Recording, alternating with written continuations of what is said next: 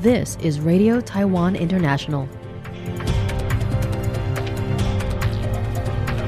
Welcome to the news on Radio Taiwan International. I'm Joey Chow, coming to you from Taipei, Taiwan, and we begin with a look at today's top stories for 2025, October 14th.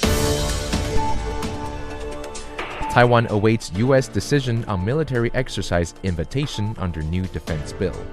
Taiwan representative says TSMC's U.S. plans trail by 2.5 years in chipmaking, and U.S. tariffs will increase China's economic and social risks, National Security Bureau. But first, today's top story.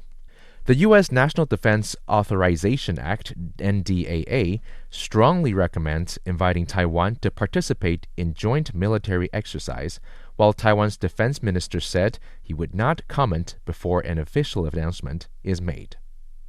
The U.S. Senate has passed its annual NDAA authorizing about $925 billion in military spending.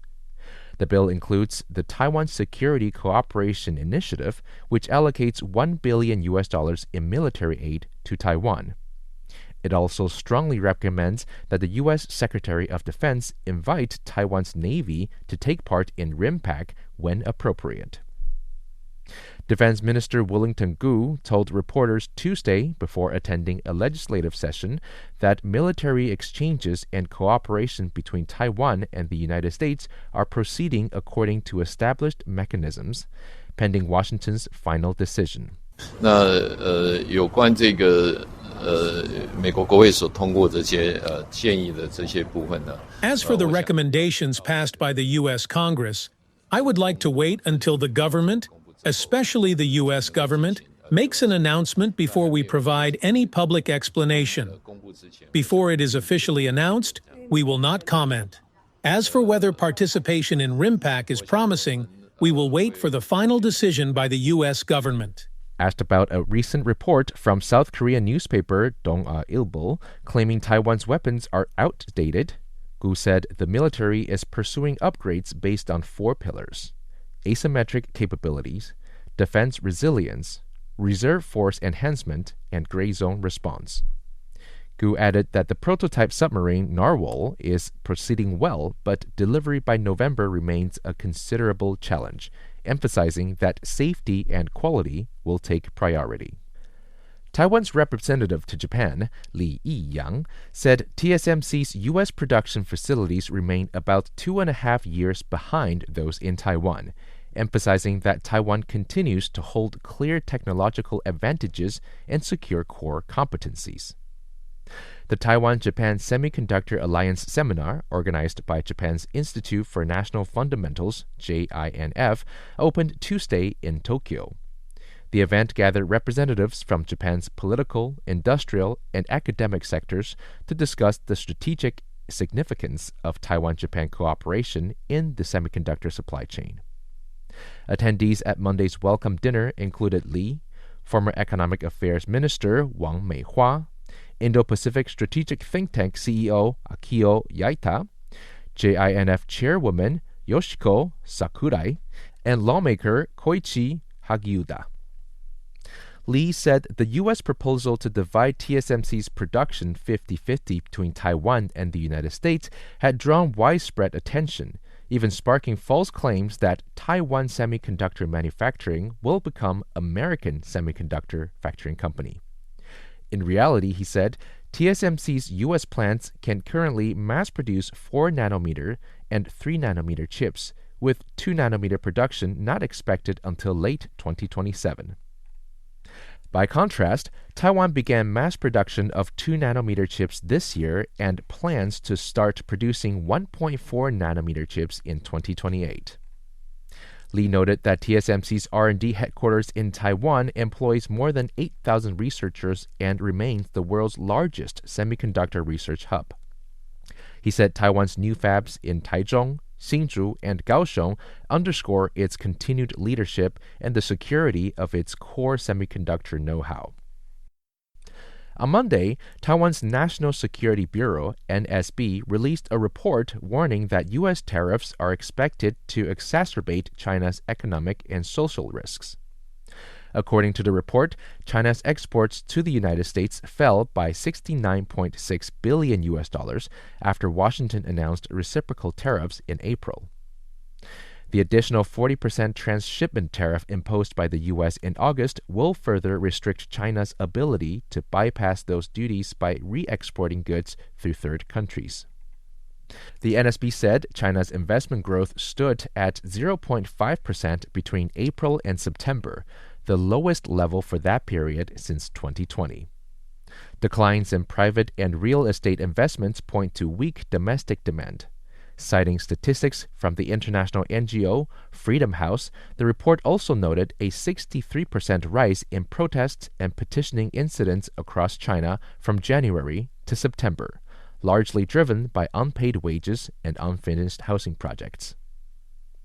Official data shows China's youth unemployment rate reached 18.9% in August, the highest since the government revised its statistical methodology in December 2023.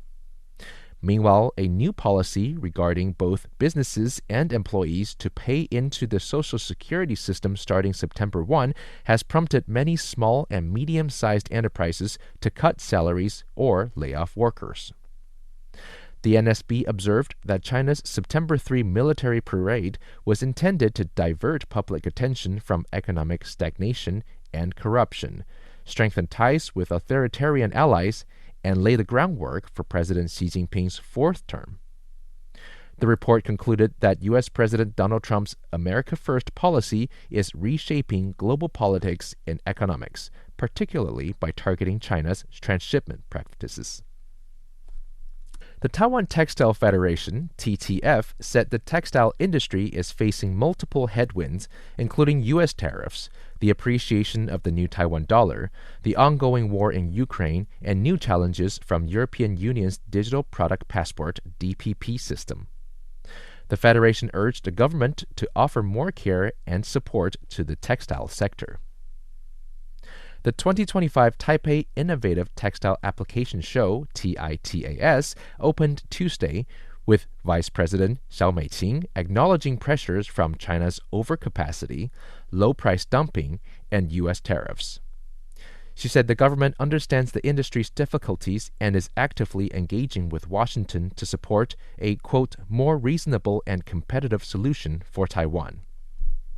Xiao also added that government will not let the industry fight alone, noting that various programs have been launched to help firms innovate, transform, and expand into new markets to strengthen global competitiveness.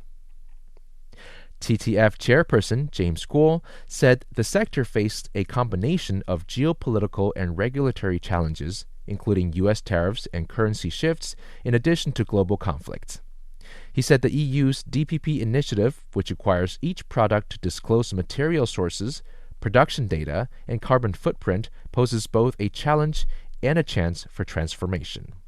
明年呢，牵动经济的因素呢，都会将持续影响纺织业经营以及发展。 Factors affecting the economy next year will continue to influence the operation and development of the textile industry. Taiwan's textile sector has long provided innovative and sustainable solutions to high-end markets in Europe and the United States. At this moment, we hope the government can continue to show care and give support to our hardworking and resilient industry so that we can achieve stable and sustained growth on our existing foundation. This year's TITAS hosted 388 exhibitors from 10 countries across 904 booths, featuring innovations in sustainability, functional applications, and smart technologies. As soybean harvest season approaches in the United States amid the U.S.-China tariff war, a new front over soybeans has emerged. China purchased $12.64 billion worth in 2024, more than half of all U.S. soybean exports. However, purchases have halted since May due to escalating trade tensions. With nowhere to sell their harvest, American farmers, many whom support U.S. President Donald Trump, are facing mounting losses, creating a political dilemma for the White House. Thanks for joining me for the news. I'm Joey Chow. Stay tuned for another 50 minutes of English language features brought to you by Radio Taiwan International.